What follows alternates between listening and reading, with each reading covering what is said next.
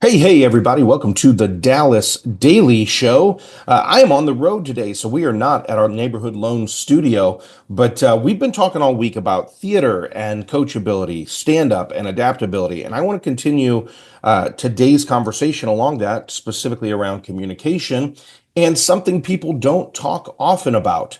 That's right. We're going to talk about mime. Let's get into the conversation.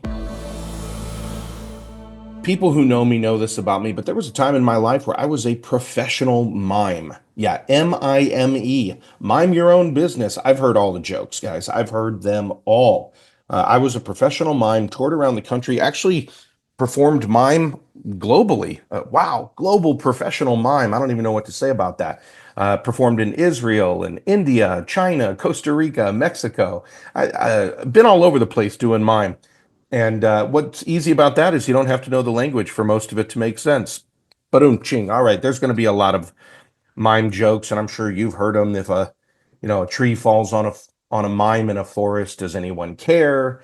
Hey, you stuck in a box. Like there's all this stuff. It is a really cool art form, though, and when it's done well, it's one of those things where you're like, wow, they really created some magic on stage. And so I did it for years. I first saw somebody performing mime when I was a young wee lad, and I said, "Wow, I want to learn how to do that." And I basically just I got his videos and I mimicked him. Haha, see, another mime pun. There we go, mimicry. Um, so I had these videos. I mimed. I started doing it. I actually ended up touring with that guy for a little bit. It was pretty fun, pretty cool. Big part of the '80s in into the early '90s when I was younger. When I was a young boy. I don't know where that's coming from. Obviously, you can tell Taylor's not here with me to keep me on track because I'm here in this hotel room as I travel. So the audio may sound a little different too, but that's okay. I think that's apropos considering we're talking about mime. The thing that I learned, though, one of the biggest things I learned is I learned how the body communicates, how your eyes communicate, how your facial expressions communicate, everything without talking. See, so many of us limit communication to what we say, what we hear, how we respond to people. But what we don't think about is everything else our body is saying in those places. Everything else where our body is like, yeah, you're communicating one thing with your words, you're communicating another thing with your closed off shoulders, your crossed arms, the scowl on your face, all of that.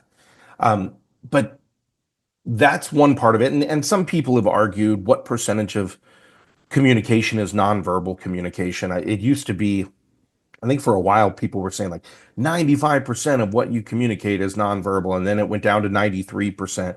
And now you've got certain people who even say that's a myth, because it depends on the type of communication you're doing. It depends on the medium of communication. Certainly, nonverbal behavior is definitely part of it. But this idea of whether verbal or nonverbal is not really where I want to sit today. I had to learn that all of my life was telling a story. My body told the story. Sometimes my words told the story, my facial expressions, the way I dress, the way all the stuff, right? It's all telling a story to the world around me about so many things about who I am.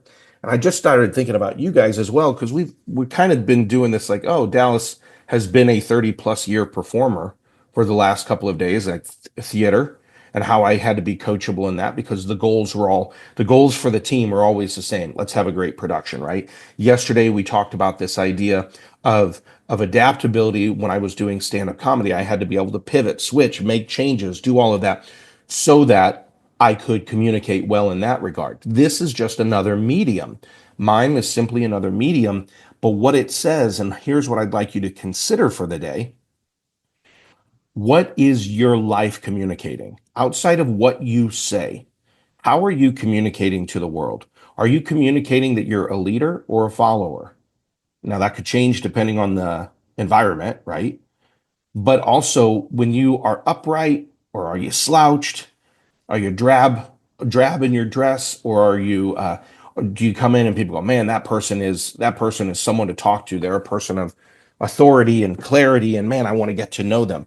I just want you to think about this. It's interesting. I talked to some college students yesterday about this idea of personal branding, and that everything about them is branding, and they're putting their brand out there in the world, and people will want to work with their brand or not. Same goes for you and I. Maybe I'll unpack that in another pod at some point. But today, I just want you to think about, what am I communicating to the world? In my dress, in my speech, in my body language, when I enter a room, how I interact with people. Do I come off as aloof or open, right? Am I closed or open? All of those things communicate. And there was another thing I learned about mime, which was, you're always communicating to the back of the room. The people in the front row see you just fine because they're 5, 8, 10 feet away. The people who are 50, 200 feet away, 100 feet away, whatever it might be, however large the room is, they have to see you just as well as the people in the front row. So how do you communicate that energy to the back of the room? You simply had to project your energy back there. You had to be big enough to fill the space. And I know, for the introverts listening, that sounds terrifying, right? But remember, guys, I'm an introvert as well, and I can tell you, it's simply a skill. That's it. It's a skill you can develop. Confidence you can develop. Speaking you can develop. Body language you can develop. All of those skills. Energy to the back of the room you can develop. And the truth is, if you have your energy tank full before you ever go into that room, you'll have more than enough. And the other thing I want you to think about with this is, you are worthy of communicating to everyone in the room. Like, your message is worth it. The things you have to say are worth it. And if nobody's told you that recently, you have the possibility of making an incredible positive impact in the world around you. And it all starts with how you communicate. So, no, do I want you to get stuck in a box? Absolutely not. Do I want you to walk against the wind? No, you don't have to do that. Do I want you to lean on an invisible wall? No, you don't have to do any of that. But there is something crucial we can take away from Mime, and that is that everything we do in our lives communicate something about us. And it's important for us to fill the space and communicate to everyone in the room the message that you and I have to share with the world. So that's it, my friends. That's all I got for you today. Go out there, think about what you're communicating to the world around you, and have a championship day. Thanks for listening to my dad's podcast. For more tools, go to dallasdailyshow.com. Be sure to like, subscribe, and share. Thank you.